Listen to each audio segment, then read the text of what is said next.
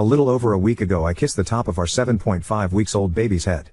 It was a single, light kiss and she had a thick head of hair with no obvious scratches or other skin imperfections. But I had cold sores on my lips at the time. We have been really careful to avoid giving our children cold sores or otherwise pass along the herpes virus, HSV-1. We have maintained a strict no kissing on the lips or face rule between everyone and our children, and I do not kiss my wife on the lips or other regions while I have cold sores. But just a few hours ago our 7.5 weeks old baby was diagnosed with HSV-1. She developed sores starting from where I kissed the top of her head within 24 to 48 hours of the kiss. We weren't sure what the sores were initially, so we brought her to a walk-in medical clinic for assessment. They took a swab sample for testing and provided a prescription for topical, skin-applied, antibiotics while suggesting the sores could be due to a bacterial infection. But after 48 hours the sores were continuing to grow and spread across the top of her head. So we phoned the clinic and our family doctor, but they still had no test results. They then provided a prescription for oral antibiotics. But after 24 hours the sores were continuing to grow and were now across her forehead. We still had no test results, so my wife took her to our family doctor. But our family doctor did not know the cause of the sores either and suggested we take her to the Children's Hospital Emergency. We took our baby to Children's Emergency that evening. They took a look at the sores and listened to our concerns. They also took swab, blood and urine samples to try to determine the cause of the sores, bacterial or viral, and to determine if it had spread to other organs or systems. They tried to take a sample near the spinal cord as well, to check if it was in her central nervous system, but they were unable to collect what they needed due to her small size, 10 pounds, and movement during their attempts. While waiting for the results from the hospital, we were informed that the test results from the walk-in clinic showed only a culture of normal skin bacteria. But the hospital staff told this could be due to them collecting the sample from the surface and not opening up the sore to collect. She was admitted to hospital and started on 4 antiviral and antibiotic medication. After spending 48 hours in the hospital we were informed that she has contracted HSV-1 and that the sores may reoccur in the same region it started originally, top of head, or around the mouth. Different infectious disease doctors gave varying options on where the sores may appear in the future. They told us that she will need at least a week of 4 antiviral as she is too young to take oral antiviral. My mom was infected with HSV-1 when she was in grade 6, likely from her dad, and was hospitalized for a month. Apparently they thought at the time that she would die from it due to the severity of the response. And my older brother and I both were infected with HSV-1 around that same age or younger from our mom, but we have had only recurring cold sores with no other major symptoms. I seem to get cold sores almost exclusively when I have a lack of sleep and thus put stress on the body, leading to a compromised immune system. Now our little girl has them despite our best efforts, and it breaks my heart. We are concerned about it now being easier to spread to our other children, and the possibility of it spreading my wife's breasts, which would affect her ability to breastfeed. Especially concerning if we have more children in the future. And I have found cold sores to be a cause of physical, emotional and social discomfort in my own life, so I am very sorry to have passed it along to my daughter. I had no idea that HSV-1 could be spread through contact with skin. Growing up I only heard of it being through mucous membranes, lip-to-lip kissing, sharing cups and utensils, etc., and a few years ago I read that it could spread to breasts or genitals despite not being HSV-2, genital herpes. Looking it up online now, I am seeing that they suggest not kissing babies under 28 days to avoid causing neonatal herpes. But what I was reading did not make it clear that kissing any part of the baby could spread the virus.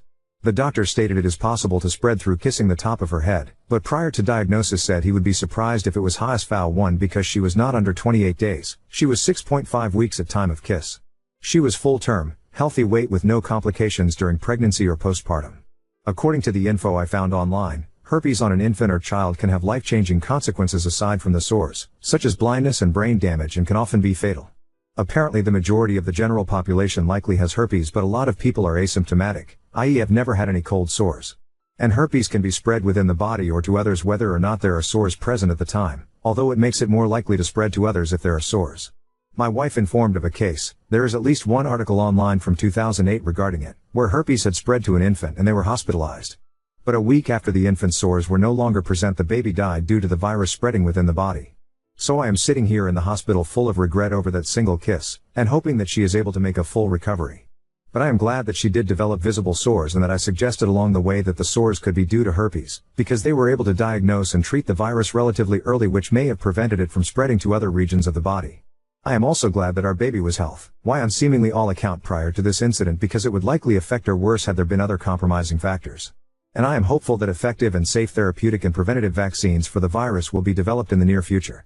I do not want to cause unnecessary or excessive fear among others, but I want to share my experience and raise awareness of the risk. I wish I knew what I do now a couple of weeks ago. I would take back that kiss in a heartbeat. I would like to thank those who have shared their support, information and experiences. I appreciate your kind, constructive words and I hope you are doing well. Smile. I would like to point out the following regarding this post. 1. I am not a medical professional. My username was the first randomly offered username by Reddit and I didn't care to change it at that time. I did not mean to suggest that I am a paramedic. What I am and have been explaining is my current understanding based on my own research and experience and those of others who have shared. 2. Patches and medication may be available to you which can decrease the risk of spreading the virus or showing physical symptoms. It would probably be a good idea to talk to your doctor if having herpes causes you to have sores or seek therapy if it causes you depression. 3. If you are reading this at this point in time, chances are you carry the virus too according to some estimates/research. You often need to be tested specifically for HSV-1 to know whether or not you are a carrier due to the majority of people, babies and adults, being asymptomatic, never experiencing sores. 4. Having sores puts you at a greater risk of transmitting the virus to other people or having it spread to other locations on the body, but a lack of sores does not make those events impossible. And its spreading within the body is common for infants especially when left untreated and can often be fatal. One estimate shows a 25% death rate estimated for TH. United States currently even with treatment, or cause disabilities if it spreads to other organs or the central nervous system. 5. Infants may experience symptoms such as lethargy, exceptionally sleepy or fatigued and sluggish, difficulty breathing, irritability, high or low body temperature, having a larger abdomen size than normal, or seizures when infected with the virus. If an infant experiences these symptoms or what appear to be herpes sores are present, you should contact your doctor or seek emergency services immediately. 6. The virus can be spread through contact with skin on any part of the body, although infection is much more likely to infants, areas with damaged skin or open wounds, and mucous membrane areas, i.e. lips, mouths, breasts, genitals, eyes, noses and ears. 7. The virus can transfer to others without a person touching them directly. Sharing food, drinks, utensils, or otherwise contacting an infected area can transfer the virus. 8. Once infected, the HSV-1 virus remains within the body for life. This may or may not be true for all forms of herpes. 9. Stigma surrounding herpes and its transmission is preventing honest and open transfer of information on the topic. 10. Showing affection for those you love is natural and needed, but should be done in a manner that does not put yourself or them at an increased risk of negative consequences. 11. I kissed my daughter on the hair at the top of her head. She was born with a full head of hair which is still there and she did not have any obvious damage to the skin at that area. 12. I deeply regret kissing my daughter when, as a baby, and where, semi-exposed skin, I did, but I did not know that transmission through skin on any part of the body was possible. My understanding at the time was that active HSV-1 sores can transfer to others when the virus touches lips, breasts or genitals only. I do intend on discussing management of the virus with my doctor soon to see what methods may be available, and effective for me in my efforts to reduce the risk of spreading the virus. My mom kissed us on the lips frequently growing up. We would kiss her lips and share drinks with her as long as she did not have an active sore. When I was 14 years old or so I told her I did not want to kiss her on the lips anymore. She expressed her sadness regarding these wishes and said that I must not love her anymore. I do not know exactly when or how I was infected. Cold sores were sort of accepted as being normal within my family, despite my mom's extreme reaction to the virus as an older child. And until recently we had other family members insist that kissing children and babies, including on the lips, is normal and needed and that it isn't a big deal to spread cold sores. When I say that the virus spread despite our best efforts, I do not mean to say that we did everything we could have and should have done. What I mean to say is that we were actively trying to stop the spread of the virus given what we had known at the time. Myself and my wife have done some of our own research regarding the virus at different points in our lives, yet we still did not know what we do now. If the results of my actions which I have shared here is expected to you given the circumstances, I am glad. But my target audience with this post is people who may not have expected what we have experienced. Update 1. To summarize, I kissed the top of our 6.5-week-old baby on the top of her skull while I had a cold sore and it resulted in her being infected with herpes, HSV-1/ the cold sore virus. I did not know that infection could occur through regular skin. Growing up I was only taught that it could spread through contact with the mouth or lips, and I only learned about infection being possible to genitals or breasts as an adult. Prior to the kiss, I think I may also have been unaware about the seriousness of infections to babies and was trying to prevent its spread to our children solely based on the discomfort and embarrassment I endured in my own life as a result of developing cold sores. Our daughter was provided with 4 antiviral treatment for 1 week in the hospital before we were discharged. We were given a prescription for 1 week's worth of oral antiviral medication to be taken from home, and had a follow-up appointment with the infectious disease doctor around a week after discharge. Although they were unable to take a sample of spinal fluid to check if HSV had spread to our daughter's central nervous system, they thought that the virus was likely only skin deep in her case. And we were told that we would need to come back to the children's hospital immediately if the sores presented themselves again, I assume at least until she is 1 or 2 years old. Our daughter has had 1 or 2 outbreaks of HSV-1 since we initially left the hospital. The first of those outbreaks was around 3 weeks after leaving the hospital and resulted in a hospital stay overnight followed by about 2 months of oral antivirals to be provided from home. And the other time was around 1 month after using up the antivirals from the previous outbreak, but the sore went away on its own within 24 hours. We were going to pick up antivirals for the last time, but all pharmacies were closed, so we decided to wait until the morning, but the sore was almost fully gone by the morning. Both recurrences showed up at the same location as the initial sore and kiss, top of skull. My wife met with an infectious disease doctor in February to discuss our daughter's case, and the doctor said that our baby got really lucky. There are limited treatment options and our baby's case was very minor compared to most. She seems to be a very happy and healthy baby. In my opinion, since she was about midway through her stay in the hospital, she seemed to be in a happier place and is still there as long as she isn't wanting to be held or nursed by her mom. My wife and I both agree that SHE has been the happiest of our babies. And she is just about to celebrate her first birthday. I have posted this story to a number of different subreddits to try to raise awareness, especially for parents or soon-to-be parents. Many users have expressed gratitude for the posts because they were unaware regarding the dangers of HSV or how infectious it is. Now on to second story. Left my husband alone for 3 weeks, he ended up buying and eating honeycombs, a whole 15-pound bag of red lentils, and ordering nothing but Taco Bell. I went on vacation for 3 weeks with some friends and left my husband at home because he didn't want to go and he had to watch our dog. I came home yesterday and found out that he bought some honeycombs from our friend's father and has been sitting in the living room just eating the honeycomb, like the whole thing with all the beeswax and bits in it. I told him it wasn't healthy, but he says the wax is edible and he's eaten like 6 of them. Commenter, honey wax is edible, just it might cause a lot of gas if you eat a lot of honeycombs. Oop, oh goody. More gas. I think I'm gonna ask my friend if I can move in with him back in Korea while my husband gasses himself because he also ate an entire 15-pound bag of red lentils and DoorDash taco hell for the past 3 weeks. So, about 3 weeks ago I flew to South Korea for a vacation with friends who live there. My husband didn't want to go and said he'd be fine staying home and watching the house and dog. I trusted him because he's a 40-year-old adult man and assumed he'd be able to feed himself like a sane person despite him possessing the cooking ability of a cactus. I was wrong. I should have dragged him and the dog along with me to another country.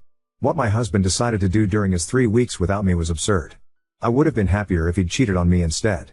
Because what he did was order nothing but Taco Bell through DoorDash after he somehow broke my stove by cooking an entire 15 liters BS bag of red lentils all at once. Then he didn't bother to get a bowl for his lentils, he just ate them straight from the pot and stuffed the pot into the fridge and broke one of the shelves inside it. Now realizing his mistake, he decided to order nothing but terrible tacos for the remaining 2 weeks while getting high on medical marijuana. Also for some reason he bought a bunch of honeycombs from one of our friend's fathers and decided those made a good snack and has eaten nothing but beeswax and honey for the last few days because he's some kind of weird alien in a human disguise. Apparently honeycombs give you gas. And lentils give you gas. And Taco Bell gives you gas. So now it's today and I'm awoken by what sounds like someone revving a motorcycle in my bedroom followed by the stench of the fiery pits of hell itself. It's 5:30 in the morning. He gets up and goes to use the toilet as I'm opening the windows in a poor attempt to ventilate the house, but it's too late. He doesn't even have a solid poop, it's just 10 minutes of gas. Like 20 seconds of non-stop farts followed by a huge gasp of air and then another 20 seconds of gas. By this time, the dog is hidden under my couch because it doesn't know what those loud honking noises are and fears for its safety. I consider joining it, but continue to open every window in my house. It's 62 degrees out and windy. The wind just blows the fart smell around the house. My husband has left the bathroom and has walked upstairs. It sounds like there's a small 2-stroke engine in his pants. I can't take it anymore and scream that I'm going to get breakfast at the diner and leave him. I bring the dog with me because the dog follows me out of the house because it also doesn't want to be here right now. So now I'm at the diner waiting for my husband to dega himself while the dog sits underneath the table next to me wearing a pink leash kit harness that my friends bought for me as a gag gift that has my name and emotion L support human on it that the waitress thought was some kind of in joke. This is the start of my morning. I hope it's not as stinky as yours. Update 1. It's 9 o'clock and my husband texted me to tell me to rent a carpet cleaner from the Dollar General because he trusted a fart and shat all over the living room floor. It's gonna be one of those days. Update 2. It's 10:23 and I've returned home after a lovely day of walking my dog around the park, getting coffee, renting a carpet cleaner, and tuning my motorcycle to a house that smells like Febreze and Lysol. I took so long screwing around that my husband had time to harass our neighbors and borrow a spot-bought carpet cleaner that didn't clean our carpet. I gave him the instructions for the carpet cleaner I rented for stupid amount of money from the Dollar General and I'm now locked in our bedroom. He's allowed in when the house is fixed and he's no longer filled with more gas than the Hindenburg. Now. It's 11:40. I can't hear the carpet cleaner anymore, but I can still hear the horns of Jericho as my husband continues to fart. He's smoking too, and the pot smoke and farts are leaching into the bedroom where I'm unsafely locked inside. Oh yay. Update 3. I survived the gas attack. I fell asleep and woke up to a bajillion comments on this post, a dog that also shat on the floor, and a husband that is now gas-free but had been on the toilet for so long his legs went to sleep so he fell off the toilet and ripped the towel rack off the wall. He did try to put the towel rack back, but now I need to buy drywall anchors because if you look at it funny it just falls off again. He says I'm never doing that again. But he'll probably do something similar in 6 months because apparently I'm on the Truman Show or something. Update 4. My husband can actually take care of himself, he just can't cook even though he says he can and his family thinks cooking is using the magical microwave box for everything that's not toast. My husband has tried to make toast in the microwave but obviously that didn't work. He also wasn't like this when we met, he was just a normal awkward nerdy guy from a kinda poor family.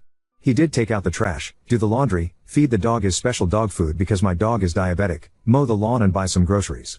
Unfortunately, he blew some fuse trying to use the Keurig, toaster oven, and microwave all at the same time and gave up on trying to zap food for himself and resigned to using DoorDash and Uber Eats for everything after he also broke my stove. I think the beeswax is what did him in because he said he was fine until he ate like 7 honeycombs in a row. Update 5. So apparently you can't digest beeswax so my husband has turned into a human shotgun that's entirely powered by gas. He says it comes in waves, so it's gas and then beeswax and then gas followed by more beeswax. I think he ate the entire beehive. Also, as hard as it is to believe, my husband can cook, but he can only cook stuff on a barbecue because he can't tell when it's done if he tries to use the stove. And the key to our barbecue cover got lost somewhere so now I have to break the lock off or cut the cover. Final update. My husband gave himself food poisoning from all of the raw honeycomb. He finally came to his senses after I sent him on a fridge shelf replacement adventure by himself and told him he can't come back until he finds one. It took him 13 hours and he had to go out of state because we have a weird Samsung smart fridge. So, he got the shelf and hopped back into his car, that he had been farting in all day long, in 90-degree heat, and almost vomited from the smell. Then he had to drive 6 hours with all the windows down, had to stop to buy Depends because he still had food poisoning, and finally made it home to apologize for eating like a 14-year-old boy and breaking my kitchen and trust. He also found a replacement barbecue cover and anchors for the towel bar he destroyed. P.S. The whole microwave toaster oven coffee make debacle involved him tripping the little mini breaker on the outlet itself and not knowing how to reset it. It had a button that said reset and pushing it turned all the appliances on again. The outlet was hidden behind the microwave, so maybe he's not a total dumbass because it took me a while to find it. P.S. It's 7:30 p.m. and he started a 14-hour brisket roast for the 4th. It smells amazing. I still don't know how he can cook like a barbecue pitmaster, but lacks the ability with a regular stove. He's like Superman if Clark Kent was a drooling idiot instead of a reporter. I honestly would have been less annoyed if he broke the lock on our grill cover and ate nothing but barbecue for 3 weeks, at least if the grill got stolen then that's all his money lost.